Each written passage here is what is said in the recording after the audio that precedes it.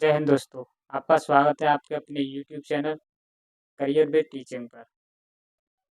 दोस्तों, उम्मीद करता हूँ कि आप सभी लोग अच्छे होंगे, स्वस्थ होंगे और मस्त होंगे और अपनी परीक्षाओं की तैयारी कर रहे होंगे। जो भी दोस्त इस चैनल पर पहली बार है, उस चैनल को सब्सक्राइब करें, जिससे कि हमारी आने वाली न्यू वीडियो का नोटिफिकेशन उसको सबसे पहले मिले।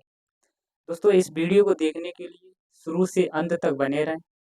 दोस्तों, इस वीडियो में हम आपको पढ़ाने वाले हैं इंट्रोडक्शन ऑफ ज्योग्राफी यानी भूगोल का परिचय बताएंगे। किस तरीके से दोस्तों ज्योग्राफी को पढ़ेंगे, कितने पार्टों में पढ़ेंगे, क्या क्या दोस्तों इस ज्योग्राफी में पढ़ने वाले हैं। दोस्तों, यह सब देखने के लिए इस वीडियो में आप बने रहें। दोस्तों, अपनी वीडियो शुरू करते हैं। दोस्तों, आपको बता दिए भूगोल का जो परिचय हम इसमें वीडियो में पढ़ने वाले हैं। इसमें दोस्तों ज्योग्राफी को हम दो तरीके से पढ़ेंगे, दो टाइप से हम दोस्तों पढ़ने वाले हैं। दोस्तों, सबसे पहले हम ज्योग्राफी में सबसे पहले भारत का भूगोल यानी कि इंडियन ज्योग्राफी पढ़ेंगे और सेकंड विश्व का भूगोल यानी कि वर्ल्ड ज्योग्राफी पढ़ेंगे। सबसे पहले बात करते हैं भारत का भूगोल। भारत के भूगोल में हम पढ़ेंगे क्या क्या। जैसे सबसे पहले पॉइंट पढ़ेंगे, एक भारत का परिचय पढ़ेंगे। भारत का परिचय यानी दोस्तों इंट्रोडक्शन ऑफ इंडिया। इसमें दोस्तों भारत के परिचय में हम जैसे कि कर्क रेखा भारत में कितने राज्यों से होकर गुजरती है, भारत के पड़ोसी देश के बारे में पढ़ने वाले हैं और भारत के जो पड़ोसी देश हैं उनके बीच में जो दोस्तों सीमाएं बनती हैं उनके बारे में पढ़ने वाले हैं। नेक्स्ट दोस्तों हम भारत का भौगोलिक विभाजन पढ़ेंगे। जैसे दोस्तों भारत का भौगोलिक विभाजन के बारे में बात करता हूँ, तो जैसे दोस्तों हम मैदानों के बारे में पढ़ेंगे इसमें, और आपके दक्कन हो गए यानी कि प्लेट्यू के बारे में पढ़ने वाले हैं। इसी तरीके से हम दोस्तों नेक्स्ट जो टॉपिक पढ़ेंगे भारत के दर्रे पढ़ेंगे। फिर उसके बाद नेक्स्ट दोस्तों भारत का नदी तंत्र पढ़ेंगे। इसी तरीक़े से दोस्तों नेक्स्ट हमारा जो टॉपिक रहेगा जो लेक्चर रहेगा वो बहुउद्देशीय परियोजनाओं के बारे में रहने वाला है। और जो नेक्स्ट जो टॉपिक दोस्तों रहेगा हमारा बहुउद्देशीय परियोजना, जो दोस्तों जैसे कि आप जानते हो कि भारत नांगल परियोजना कहाँ पर है और दामोदर घाटी परियोजना कहाँ पर है। ऐसे इस तरीके से बहुत सारी सरकार ने जो भी परियोजना लॉन्च की थी उनके बारे में पढ़ेंगे दोस्तों। और दोस्तों जो नेक्स्ट पॉइंट हमारा रहेगा भारत के प्रमुख जलप्रपात और झीलों के बारे में पढ़ने वाले हैं। जलप्रपात जैसे दोस्तों आपने जानते होंगे जो झरने होते हैं उनको जलप्रपात बोलते हैं। जैसे भारत का सबसे बड़ा झरना कौन सा है और सबसे छोटा कौन सा है, सबसे चौड़ा कौन सा जलप्रपात है, गरसोप्पा जलप्रपात कहाँ पर स्थित है। इस तरीके से दोस्तों जलप्रपात के बारे में पढ़ेंगे और साथ ही में झीलों के भी बारे में पढ़ेंगे। नेक्स्ट जो दोस्तों पॉइंट हमारा रहेगा भारत की जलवायु के बारे में रहने वाला है। नेक्स्ट जो पॉइंट हमारा जो लेक्चर रहेगा वो मृदा के बारे में पढ़ेंगे, जैसे किस तरीके से कितनी मृदाएं हमारे भारत में। जो नेक्स्ट पॉइंट हमारा जो लेसन रहेगा दोस्तों प्राकृतिक वनस्पति के बारे में जानेंगे। भारत में किस तरीके की प्राकृतिक वनस्पति हैं, क्या क्या नेचुरल वेजिटेशन है दोस्तों। उसी तरीके से नेक्स्ट जो हमारा टॉपिक रहेगा भारत की कृषि के बारे में रहेगा। किस तरीके से भारत में एग्रीकल्चर है, किस तरीके से ये खेती की जाती है, इस सब के बारे में दोस्तों इस लेक्चर में जानेंगे। जो नेक्स्ट जो हमारा दोस्तों रहेगा वो खनिज संसाधन के बारे में जानेंगे। क्या मिनरल्स हैं, क्या क्या कहाँ कहाँ पाया जाता है, मिनरल्स के बारे में जानेंगे इस वीडियो में। जो नेक्स्ट जो लेक्चर हमारा दोस्तों रहेगा वो भारतीय उद्योग का रहेगा। किस तरीके से दोस्तों भारत में उद्योग स्टार्ट हुआ था, कौन कौन से स्टील प्लांट लगाए गए थे। इस तरीके से हम दोस्तों भारतीय उद्योग के बारे में जानेंगे। जो दोस्तों हमारा नेक्स्ट जो लेक्चर रहेगा वो हमारा जनगणना के बारे में रहेगा। इस तरीके से दोस्तों हम भारत का भूगोल इतने टॉपिक्स में ख़त्म करेंगे, एंड करेंगे। इस तरीके से दोस्तों हम स्टार्ट करते हुए पहला चैप्टर भारत का परिचय स्टार्ट करते हुए अपने धीरे-धीरे भारत का ज्योग्राफी यानी कि इंडियन ज्योग्राफी के बारे में पढ़ेंगे। इसी तरीके से दोस्तों ज्योग्राफी का जो हमारा नेक्स्ट जो दूसरा पार्ट रहेगा, दूसरे पार्ट में जो हम ज्योग्राफी को पढ़ेंगे वो हमारा दोस्तों विश्व का भूगोल यानी कि वर्ल्ड ज्योग्राफी रहेगा। वर्ल्ड ज्योग्राफी में जो दोस्तों हम क्या-क्या स्टडी करने वाले हैं, सबसे पहले दोस्तों ब्रह्मांड के बारे में जानेंगे। ब्रह्मांड के बारे में जैसे दोस्तों हमारी दूरस्थ सबसे दूर गैलेक्सी कौन सी है, सबसे नज़दीक कौन सी गैलेक्सी है। इस तरीक़ा से गैलेक्सी के बारे में जानेंगे। फिर जो नेक्स्ट टॉपिक हमारा दोस्तों सौरमंडल रहेगा, यानी कि सोलर सिस्टम। सोलर सिस्टम के बारे में जानेंगे दोस्तों, जिस तरीके से हमारे सौर मंडल में कितने प्लेनेट हैं, कितने सैटेलाइट हैं दोस्तों। इस तरीके से दोस्तों हम सौरमंडल को पूरा कंप्लीट पढ़ेंगे, जिसमें प्लेनेट के बीच में दोस्तों एस्ट्रॉयड बेल्ट होती है, उसके बारे में भी जानेंगे। और दोस्तों जो नेक्स्ट रहेगा हमारा पृथ्वी की गतियाँ। दोस्तों पृथ्वी किस तरीके से गति करती है, कितने अक्षांश पे गति करती है, कैसे गति करती है, पश्चिम से पूरब या पूरब से पश्चिम। इस तरीके की बातें दोस्तों हम पृथ्वी की गतियों के बारे में जानेंगे इस वीडियो में। जो दोस्तों नेक्स्ट हमारा जो टॉपिक रहेगा वो वायुमंडल रहेगा, यानी कि एटमॉस्फेयर। दोस्तों एटमॉस्फेयर के बारे में भी जानेंगे हम। जो दोस्तों नेक्स्ट रहेगा हमारा चट्टान यानी कि रॉक्स के बारे में भी पढ़ेंगे। तो नेक्स्ट लेक्चर रहेगा दोस्तों हमारा वो भूकंप और ज्वालामुखी के बारे में भी पढ़ेंगे हम। और लास्ट में दोस्तों विश्व का भूगोल में हम भारतीय जो हमारे पृथ्वी पर महाद्वीप, कितने महाद्वीप हैं, कितने महासागर हैं। तो इस तरीके से दोस्तों महाद्वीप के बारे में डीपली पढ़ेंगे और महासागर के बारे में भी पढ़ेंगे इस भारत देश के भूगोल में। दोस्तों आज हम जो स्टार्ट करेंगे आपको, आज का दोस्तों जो हमारा टॉपिक रहने वाला है भारत का परिचय। इस वीडियो में दोस्तों मैं आपको भारत का परिचय बताने वाला हूँ, यानी कि इंट्रोडक्शन ऑफ इंडिया। दोस्तों इस वीडियो में हम आपको भारत का भूगोल बताएंगे।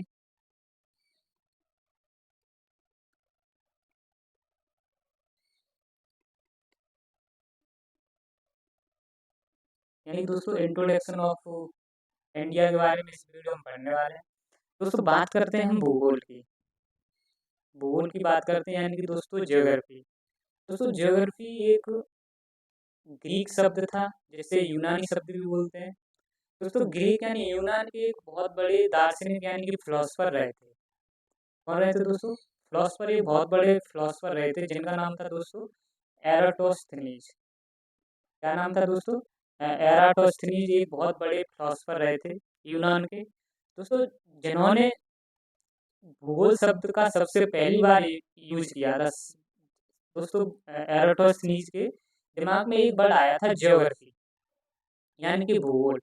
भूगोल शब्द दोस्तों सबसे पहले एराटोस्थनीज के दिमाग की उपज थी। इसलिए दोस्तों इनको दोस्तों इसलिए इन्होंने भूगोल शब्द का पहली बार प्रयोग किया था। इसीलिए दोस्तों इनको फादर ऑफ ज्योग्राफी बोलते हैं, यानी कि इनको भारत का जनक, ज्योग्राफी का जनक यानी कि भूगोल का जनक कहते हैं। तो दोस्तों क्वेश्चन बनता है कि ज्योग्राफी के जनक कौन है? उनका राइट आंसर दोस्तों जो होगा एराटोस्थनीज। इसी तरीके से जो दोस्तों ज्योग्राफी किस चीज़ से बना है, किस किस से मिलकर बना है। जैसे कि दोस्तों ज्योग्राफी आपका जिस चीज़ से मिला है, एक है आपका जियो और एक है इसमें ग्राफी। तो दोस्तों इसमें जियो का जो मतलब होता है अर्थ होता है, अर्थ यानी कि पृथ्वी। जियो का क्या मतलब होता है यहाँ? पृथ्वी यानी कि अर्थ। और ग्राफी का क्या मतलब होता है? यहाँ पर होता है, ग्राफी का मतलब होता है वर्णन करना या स्टडी करना, या इसको अध्ययन करना भी कह सकते हैं। दोस्तों जब इन दोनों को मिलाकर जो कंक्लूजन निकलता है, जो डेफिनेशन निकलती है, वो डेफिनेशन निकलती है कि पृथ्वी के अध्ययन को हम भूगोल कहते हैं। क्या डेफिनेशन निकलती है दोस्तों? पृथ्वी के अध्ययन को हम भूगोल कहते हैं। और इसको इंग्लिश में बात करते हैं तो study of the earth is called geography. जैसे दोस्तों आपको बताता हूँ मैं कि किस तरीके से पृथ्वी का अध्ययन हम कर सकते हैं, कैसे अध्ययन पृथ्वी का अध्ययन हम करते हैं, इसलिए क्यों इसको भूगोल कहते हैं। जैसे पृथ्वी का अध्ययन दोस्तों हम, जैसे कि हमारा ये पृथ्वी है, ये कंप्लीट ये हमारी पूरी कंप्लीट पृथ्वी बनी हुई है। ठीक है दोस्तों, इसकी जो बाहरी वाली लेयर है जिसे हम क्रस्ट बोलते हैं, जो दोस्तों बाहरी लेयर है इस पे पेड़ पौधे रहते हैं, जीव जंतु रहते हैं, जैसे हम लोग भी रहते हैं इस पर दोस्तों। जो कि क्रस्ट है दोस्तों, इसको हम बोलते हैं सरफेस। क्या बोलते हैं दोस्तों? क्रस्ट को ही हम बोलते हैं सरफेस, यानी कि सतह। तो दोस्तों यह ऊपर वाली क्रस्ट यानी कि यह दोस्तों सतह हो गई, इसके बारे में हम लोग जानते हैं। इसके दोस्तों अंदर जो लेयर होती है उसको, उसके बारे में हम पढ़ते हैं, उसके बारे में जानते हैं, जिसको हम दोस्तों आंतरिक सतह या इंटरनल सरफेस कहते हैं। और दोस्तों साथ ही में जैसे कि हम दोस्तों मेंटल के बारे में पढ़ेंगे, फिर उसके बाद इनर आउटर कोर के बारे में पढ़ते हैं, इनर कोर के बारे में पढ़ते हैं। तो ये दोस्तों सब स्टडी आपके इंटरनल सतह के अंदर की है। ये सब हम दोस्तों आंतरिक सतह के बारे में जानते हैं। और दोस्तों बात करते हैं बाहरी सतह यानी कि एक्सटर्नल एक्सटर्नल जो सरफेस होता है, तो दोस्तों एक्सटर्नल जो सरफेस होता है पृथ्वी का, वो एटमॉस्फेयर होता है। क्या होता है? एटमॉस्फेयर, जिसको हम वायुमंडल भी बोलते हैं। तो पृथ्वी का जो बाहरी बाहरी सतह होती है उसको हम वायुमंडल कहते हैं। तो वायुमंडल का भी हम अध्ययन करते हैं। तो दोस्तों इसलिए हम बोलते हैं पृथ्वी के अध्ययन को ही हम भूगोल कहते हैं। आई होप, उम्मीद करता हूँ ये आपको समझ में आया होगा पृथ्वी के अध्ययन को भूगोल क्यों कहते हैं। क्योंकि दोस्तों हम इसमें पृथ्वी के बारे में पढ़ते हैं, इसलिए इसको पृथ्वी का अध्ययन ही भूगोल कहलाता है। तो दोस्तों नेक्स्ट जो पॉइंट मैंने आपको बताया था कि हम इस वीडियो में भारत का परिचय पढ़ने वाले हैं, यानी कि इंट्रोडक्शन ऑफ इंडिया। तो सबसे पहले मैं बात करता हूँ कि भारत आपका स्थित कहाँ पर है। भारत जो स्थित है वो आपका स्थित कहाँ पर है।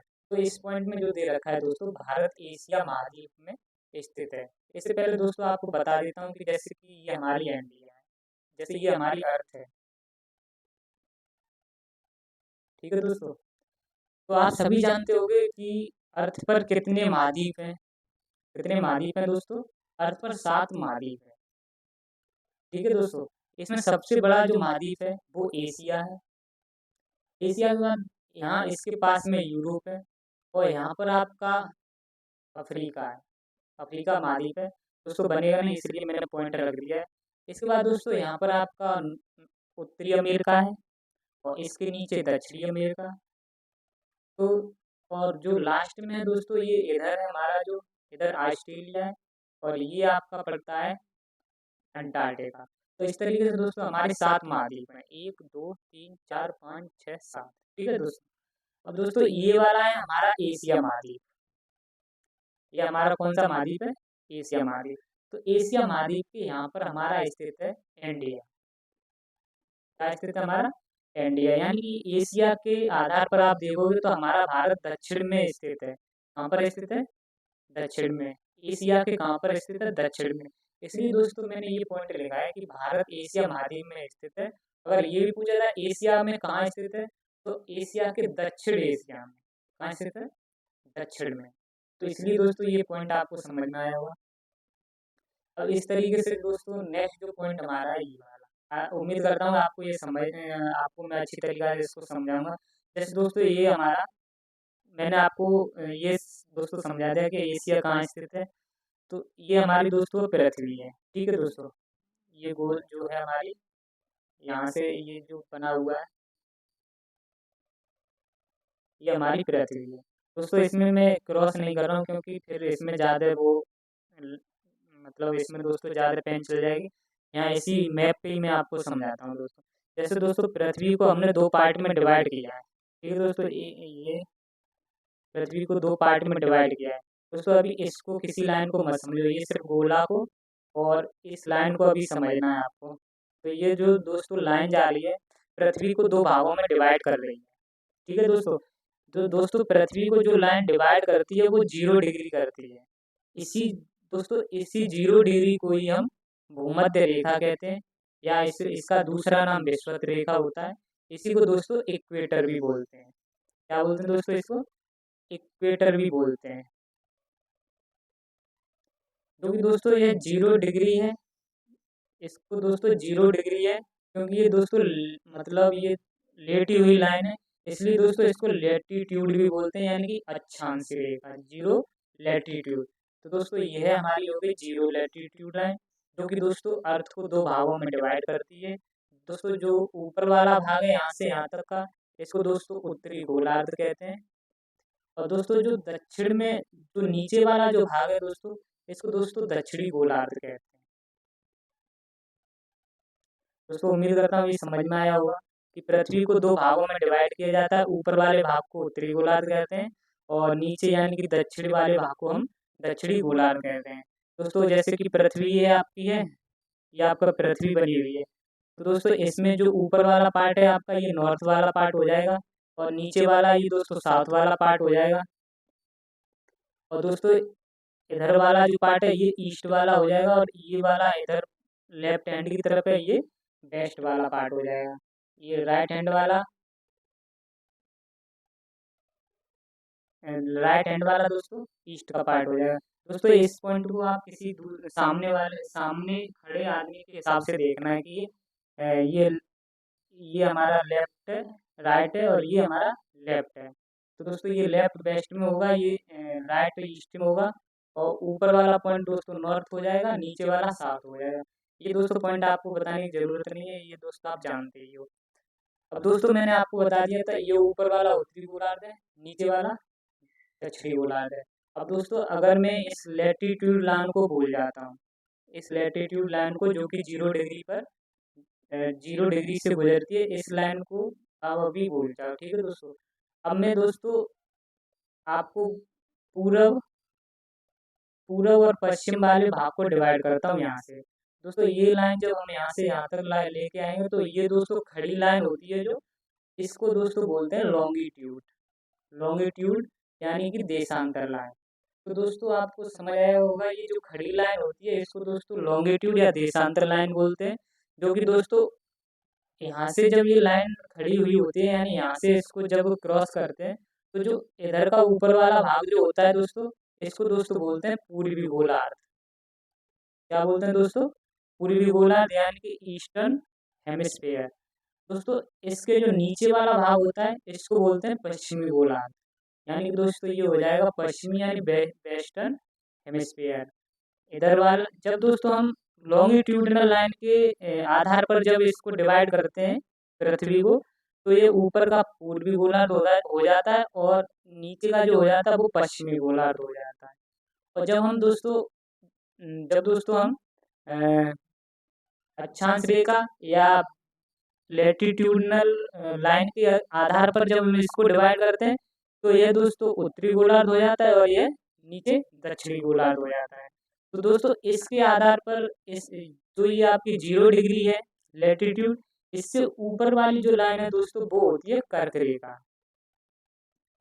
इससे जो दोस्तों ऊपर वाली जो रेखा है वो है कर्क रेखा। इसको दोस्तों ट्रॉपिक ऑफ कैंसर लाइन कहते हैं जो कि 23.5 डिग्री नॉर्थ लैटिट्यूड पर स्थित है। जो कर्क रेखा है दोस्तों वो कितने डिग्री पर स्थित है? 23.5 डिग्री नॉर्थ लैटिट्यूड पर। और इसी तरीका से दोस्तों साउथ में साउथर्न हेमिस्फीयर में मकर रेखा स्थित है, उसको बोलते हैं दोस्तों ट्रॉपिक ऑफ कैप्रिकॉर्न जो कि 23.5 डिग्री साउथर्न लैटिट्यूड पर स्थित है। दोस्तों हमारा जो भारत जो स्थित है दोस्तों वो है आपका कर्क रेखा पर 23.5 डिग्री नॉर्थ लैटिट्यूड पर हमारा भारत स्थित है। दोस्तों आप सभी जानते हैं कि जो हमारा भारत है उसके बीचा बीच में से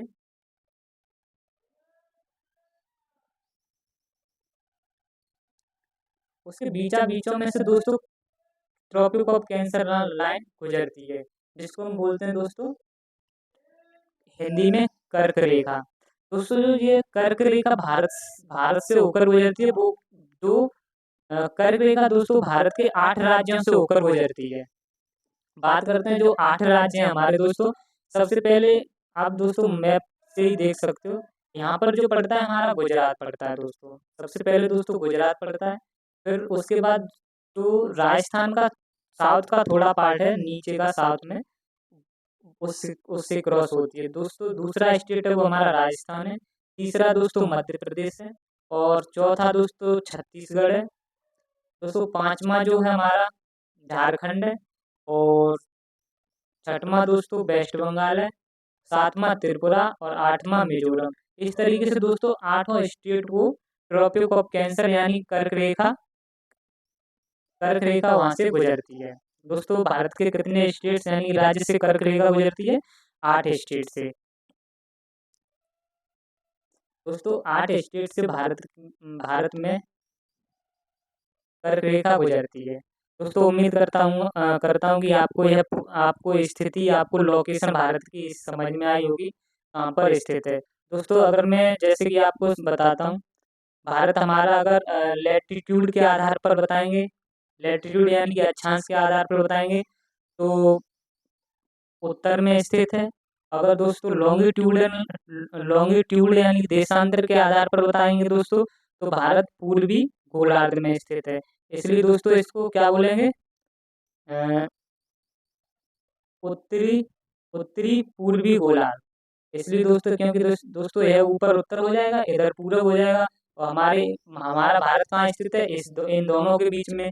इसलिए दोस्तों इसको बोलेंगे भारत जो हमारा स्थित है उत्तरी पूर्वी गोलार्ध में। ठीक है दोस्तों, उम्मीद करता हूँ समझ में आया होगा। अभी दोस्तों यही वाले पॉइंट नीचे दिए गए हैं जो कि हम समझते हैं। हमारा जो भारत है वो उत्तरी गोलार्ध में स्थित है। दोस्तों बात करते हैं किसके आधार पर स्थित है उत्तरी गोलार्ध में, वो है अपने अक्षांश यानी कि लैटिट्यूड के आधार पर। मैंने दोस्तों आपको बताया था कि भारत जो उत्तरी गोलार्ध में स्थित है, वो जो स्थित है वो किसके आधार पर, जीरो लैटिट्यूड के, लैटिट्यूड के आधार पर दोस्तों उत्तरी गोलार्ध में स्थित है। अब दोस्तों मैंने आपको उसमें पॉइंट में बताया था कि लॉन्गिट्यूडनल यानी कि देशांतर के आधार पर किधर स्थित है। तो दोस्तों हमारा ये भारत जो स्थित है वो पूर्वी गोलार्ध में स्थित है। दोस्तों ये पॉइंट दे रखा है कि भारत पूर्वी गोलार्ध में स्थित है। कहाँ पर स्थित है, भारत पूर्वी गोलार्ध में स्थित है। किसके आधार पर दोस्तों, देशांतर यानी लॉन्गिट्यूडिनल लाइन के आधार पर हमारा भारत पूर्वी गोलार्ध में स्थित है। दोस्तों उम्मीद करता हूँ कि आपको यह पॉइंट समझ में आया होगा, और भारत की स्थिति यानी कि लोकेशन आपको समझ में आई होगी। अब भारत के हम दोस्तों स्टेट्स के बारे में जानते हैं। अब थोड़ा भारत की आपको लोकेशन आपको पता चली भारत कहाँ पर स्थित है। अब भारत के अंदर जो जितने दोस्तों स्टेट्स हैं उनके बारे में अब थोड़ा आपको बता देता हूँ।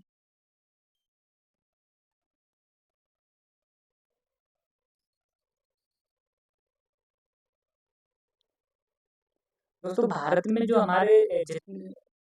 में जो स्टेट्स हैं उनकी थोड़ा आपको 2019 से पहले की बात बताता हूँ।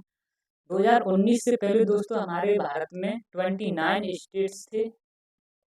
2019 से पहले जब बात करता हूँ दोस्तों, तो 29 स्टेट्स थे और सेवन यूनियन टेरिटरी थी। अब दोस्तों बात जब 2019 में दोस्तों जब महीना आ जाता है अक्टूबर, दोस्तों महीना 31 अक्टूबर जब आता है, तो उस अक्टूबर में दोस्तों जो जम्मू कश्मीर है दोस्तों, इस वाले पार्ट में दोस्तों जम्मू कश्मीर में क्या होता है कि जो आर्टिकल 370 है उसमें संशोधन होता है। दोस्तों उसमें जब संशोधन हो जाता है तो जम्मू कश्मीर को दोस्तों लद्दाख के पार्ट में ऊपर का दोस्तों लद्दाख हो जाएगा, और ये वाला पार्ट दोस्तों हमारा हो जाएगा इधर वाला जम्मू कश्मीर का। तो दोस्तों जम्मू कश्मीर को लद्दाख में और जम्मू कश्मीर में डिवाइड कर दिया जाता है। 31 अक्टूबर 2019 को दोस्तों जम्मू कश्मीर को दो यूनियन टेरिटरीज में, एक जे में और एक लद्दाख में चेंज कर दिया जाता है। दो यूनियन टेरिटरी हो गए दोस्तों ये। तो जम्मू कश्मीर और लद्दाख दोस्तों दो यूनियन टेरिटरी में डिवाइड हो जाते हैं। इसके बाद दोस्तों जो हमारे 29 स्टेट्स थे वो हमारे 28 राज्य बन जाते हैं। और दोस्तों इससे पहले 7 हमारे यूनियन टेरिटरी थे, और दो यह जुड़कर हमारे 9 यूनियन टेरिटरी हो जाते हैं। कितने यूनियन टेरिटरी हो जाते हैं दोस्तों, 9। अब दोस्तों इसके कुछ महीनों के बाद बात होती है 26 जनवरी 2020 की। जब 26 जनवरी 2020 की बात होती है दोस्तों, तो इसमें दो दो यूनियन टेरिटरी होते हैं, वो दोनों आपस में मर्ज हो जाते हैं, जिनका नाम होता है, एक का नाम है दादर नगर हवेली और दूसरा है दमन दीव। तो दोस्तों ये दोनों मर्ज हो जाते हैं, दोनों जुड़ जाते हैं। तो दोस्तों यह दोनों एक यूनियन टेरिटरी बनाते हैं। तो दोस्तों पहले यह 9 थे, इसमें से दो दो यूनियन टेरिटरी एक हो गए। तो दोस्तों इस तरीके से हमारा 8 यूनियन टेरिटरी बन जाते हैं, 8 यूनियन टेरिटरी बन जाते हैं। तो दोस्तों इसलिए हम कहते हैं कि वर्तमान यानी प्रेजेंट में हमारे हमारे इंडिया में 28 राज्य हैं और 8 यूनियन टेरिटरी हैं। तो दोस्तों उम्मीद करता हूँ ये पॉइंट आपको समझ में आया होगा। अब दोस्तों हम भारत में कुछ पॉइंट्स की बात करते हैं। पॉइंट का मतलब दोस्तों बिंदु, कि भारत का नॉर्थन पॉइंट कौन सा है, साउथर्न पॉइंट कौन सा है, और पश्चिमी पॉइंट कौन सा है, उत्तरी पॉइंट कौन सा है, ये बात इस पॉइंट में करेंगे दोस्तों। जब दोस्तों इस आपको यह मैप दिख रहा होगा, जो दोस्तों उत्तरी उत्तरी पॉइंट यानी कि नॉर्थन पॉइंट की बात करते हैं, तो दोस्तों जो कि लद्दाख में स्थित है। लद्दाख में दोस्तों सियाचिन के ऊपर यह पॉइंट स्थित है, जिसको दोस्तों हम बोलते हैं इंद्राकोल। दोस्तों क्या बोलते हैं? इंद्राकोल। तो हमारा जो लद्दाख में जो नॉर्थन पॉइंट स्थित है उसका नाम है इंद्राकोल।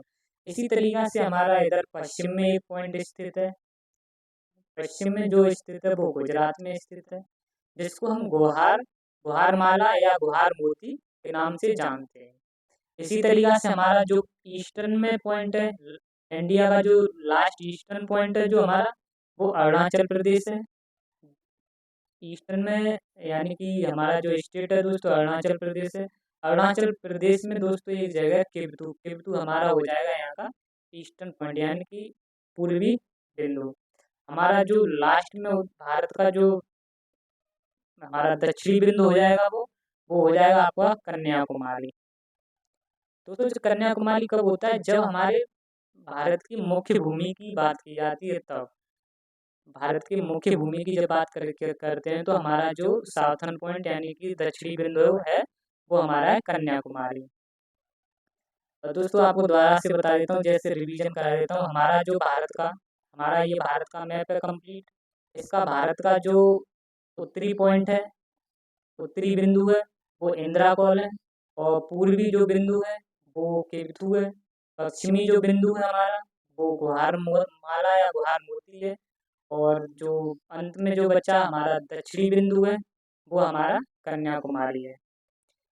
ये इस तरीके से दोस्तों बात करता हूँ, जो हमारा दक्षिणी बिंदु है, भारत की मुख्य भूमि का जो दक्षिणी बिंदु है वो कन्याकुमारी है। इसका प्राचीन जो नाम था वो कैप कुमेरिन था। प्राचीन नाम क्या था हमारा इसका? Cap coumarin. अगर हम अगर हम भारत का अगर हम भारत का सबसे दूरस्थ दक्षिणी बिंदु की बात करते हैं, क्योंकि ये हमारी भारत का मुख्य मुख्य भूमि का दक्षिणी बिंदु था। और दोस्तों हमारा अंडमान निकोबार का एक पार्ट है, क्योंकि अंडमान निकोबार का नीचे पार्ट है जो इस तरीके से। तो दोस्तों इसमें एक जगह ग्रेट निकोबार, अंडमान निकोबार भी डिवाइड है एक दूसरे में, जिसमें एक जगह ग्रेट निकोबार। ग्रेट निकोबार में हमारा जो भारत का सबसे दूरस्थ दक्षिणी बिंदु है उसका जो नाम है वो है इंदिरा पॉइंट। दोबारा से इसको बताता हूँ दोस्तों, जो एक ग्रेट निकोबार हमारा जो साउथ में एक पार्ट है, उस ग्रेट निकोबार में हमारा भारत का सबसे दूरस्थ दक्षिणी बिंदु की बात करते हैं तो हमारा हो जाता है वो इंदिरा पॉइंट, जो कि दोस्तों 6 डिग्री 4 मिनट उत्तरी अक्षांश पर स्थित है। इसी इंदिरा पॉइंट का जो दूसरा दूसरा जो नाम है, इसके जो ओल्डेस्ट नाम है दोस्तों वो पिग्मेलियन और पार्शियन बिंदु हैं। इनके दो अन्य नाम, इंदिरा पॉइंट के दो अन्य नाम ये दोस्तों हैं, एक पिग्मेलियन एक पार्शियन। इस तरीके से क्वेश्चन अगर दोस्तों बनता है कि भारत का सबसे दूरस्थ दक्षिणी बिंदु कौन सा है, तो आप बताओगे इंदिरा पॉइंट। अगर हम भारत के मुख्य भूमि का दक्षिणी बिंदु की बात करेंगे तो आप बताओगे कन्याकुमारी। उम्मीद करता हूँ आपको यह पॉइंट समझ में आया होगा। और दोस्तों इसमें एक पॉइंट और, जो हमारा ये पश्चिमी दक्षिण का जो ये एरिया है, पश्चिमी घाट है हमारा दोस्तों, इसके इसके दोस्तों इधर जो साइड में जो सागर पड़ता है उसका नाम है दोस्तों अरब सागर। क्या नाम है? अरब सागर। और दोस्तों इसके पूर्वी घाट की जब हम बात करते हैं तो पूर्वी घाट में जो दोस्तों सागर पड़ता है, जो खाड़ी है, वो है बे ऑफ बंगाल। कौन सी खाड़ी है दोस्तों? बे ऑफ बंगाल। ये वाला जो एरिया है दोस्तों बे ऑफ बंगाल का है, और ये वाला जो सब एरिया है दोस्तों वो सब आपका अरब सागर का है। दोस्तों इन दोनों सागरों के नीचे जो सबसे बड़ा महासागर है वो आपका पड़ेगा नीचे हिंद महासागर। जैसे दोस्तों इस पॉइंट में मैं आपको बताता हूँ, जैसे ये हमारा इंडिया का मैप है।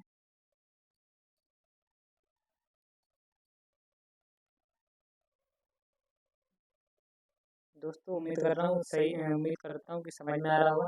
दोस्तों जैसे कि ये पश्चिमी घाट के इधर जो सागर है वो आपका अरब अरब सागर है, और इधर जो हमारा जो सागर है यानी जिसे हम बे ऑफ बंगाल की खाड़ी कहते हैं, बीओबी, तो और दोस्तों इसके नीचे, भारत के नीचे जो सागर है, इसको दोस्तों महासागर बोलते हैं। इसका नाम है हिंद महासागर। क्या बोलते हैं दोस्तों इसको? हिंद महासागर। दोस्तों ये अरब अरब सागर और बे ऑफ बंगाल, बंगाल की खाड़ी, और ये दोस्तों हिंद महासागर जिस पॉइंट पर दोस्तों मिलते हैं, उस पॉइंट को दोस्तों बोलते हैं कन्याकुमारी। क्या बोलते हैं दोस्तों? कन्याकुमारी, जो कि तमिलनाडु में स्थित है। दोस्तों यही मैंने आपको बताया कि अरब सागर और बे ऑफ बंगाल और हिंद महासागर, ये जब तीनों आपस में जहाँ जिस पॉइंट पर मिलते हैं, उस पॉइंट को बोलते हैं दोस्तों कन्याकुमारी, जो कि तमिलनाडु में स्थित है। अब दोस्तों आपको मैंने ये बता दिया कि अरब सागर के बारे में बताया, बे ऑफ बंगाल के बारे में बताया, हिंद महासागर के बारे में बताया। दोस्तों जो अगला पॉइंट है हमारा, वो उसमें दोस्तों हम भारत की स्थिति के बारे में जानेंगे, भारत की लोकेशन के बारे में जानेंगे। किसके बारे में जानेंगे? लोकेशन के बारे में। दोस्तों लोकेशन के बारे में एक पॉइंट आपको बता देता हूँ, जैसे कि ये हमारी पृथ्वी है, ठीक है दोस्तों। यह पृथ्वी में आप लोगों ने जब भी मैप देखा होगा, तो इसमें दोस्तों काल्पनिक रेखाएं देखी होंगी, कुछ लॉन्गिट्यूडनल होती हैं इस तरीके से। ये पूरा कंप्लीट दोस्तों खींच दे रहा हूँ। इसमें ये दोस्तों काल्पनिक लॉन्गिट्यूडनल लाइंस होती हैं, जिसको देशांतर बोलते हैं। और दोस्तों इसमें होती हैं, ये होती हैं लेटी हुई, यानी कि लेटीट्यूड, यानी कि अक्षांश रेखा। दोस्तों ये हो गई हमारी लॉन्गिट्यूड, इसको बोलते हैं देशांतर रेखा। और दोस्तों ये जो लाइन है हमारी, ये हो जाती है लेटीट्यूड, इसको बोलते हैं दोस्तों अक्षांशीय रेखा, ठीक है दोस्तों। दोस्तों यह लाइन जो होती है, यह लाइन दोस्तों एक काल्पनिक रेखाएं होती हैं, इसको बोलते हैं इमेजिनरी लाइन। ऐसी कुछ होती नहीं, पर दोस्तों माना जाता है इसको दोस्तों, इसलिए इस लाइनों को दोस्तों इसलिए यूज किया जाता है, क्योंकि दोस्तों यह किसी भी देश, यह जो लाइन होती है किसी भी देश की स्थिति या लोकेशन की जानकारी बताती है, ये देश कहाँ पर स्थित है, उसके बारे में दोस्तों इन लाइनों का प्रयोग किया जाता है। जैसे दोस्तों यहाँ पर ये हमारी लाइन स्थित है, ये यहाँ पर कोई हमारा कंट्री स्थित है दोस्तों, ठीक है। यहाँ पर हमारा जब कोई कंट्री स्थित है, जैसे कि इंडिया ही स्थित है हमारा, तो हम दोस्तों यहाँ पर ये लाइन बताएंगे कि ये वाली लाइन और ये लाइन, यानी कि ये लेटीट्यूड, उत्तरी लेटीट्यूड, और ये हमारा हो जाएगा पश्चिमी लॉन्गिट्यूड। तो इनके बीच में जो कंट्री स्थित है, तो उसको हम दोस्तों बता सकते हैं। तो इसलिए दोस्तों इन लाइनों का यूज किया जाता है। तो इसी तरीका से दोस्तों हम इस इंडिया के मैप में आपको बताएंगे कि नॉर्थ में हमारा कौन सा अक्षांश आएगा, और साउथ साउथ में हमारा कौन सा अक्षांश आएगा। पहले नॉर्थ में कौन सा अक्षांश आएगा, साउथ में अक्षांश कौन सा आएगा, और हमारा ईस्ट में कौन सा अक्षांश आएगा, और वेस्ट में कौन सा अक्षांश आएगा। दोस्तों हमारा जो साउथ में जो हमारी जो लाइन टच करती है दोस्तों, वो 8 degree 4 minute 8 degree 4 minute north latitude है दोस्तों। जो साउथ में जो हमारी लाइन टच करती है दोस्तों कन्याकुमारी के पास, वो 8 डिग्री नॉर्थ लेटीट्यूड लाइन गुजरती है वहाँ से होते हुए, जैसे हम उत्तरी अक्षांश बोलते हैं। दोस्तों साउथ में जो हमारी लाइन टच करती है भारत को, 8 डिग्री 4 मिनट उत्तरी अक्षांश लाइन गुजरती है। इसी तरीका से दोस्तों नॉर्थ में जो लाइन हमारी भारत से गुजरती है, वो 37 डिग्री 6 मिनट उत्तरी अक्षांश लाइन गुजरती है।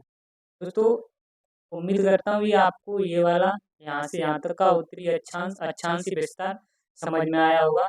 जो हमारा दोस्तों बोलेंगे, अगर हम इसको बताएंगे कि साउथ से लेके नॉर्थ तक हमारा कितना अक्षांशीय विस्तार है, तो दोस्तों इनके बीच का अगर डिफरेंस कोई पूछे, तो हम इनको दोस्तों इनके बीच में ये 8 डिग्री 4 मिनट उत्तरी अक्षांश है, ये 37 डिग्री 6 मिनट उत्तरी अक्षांश है।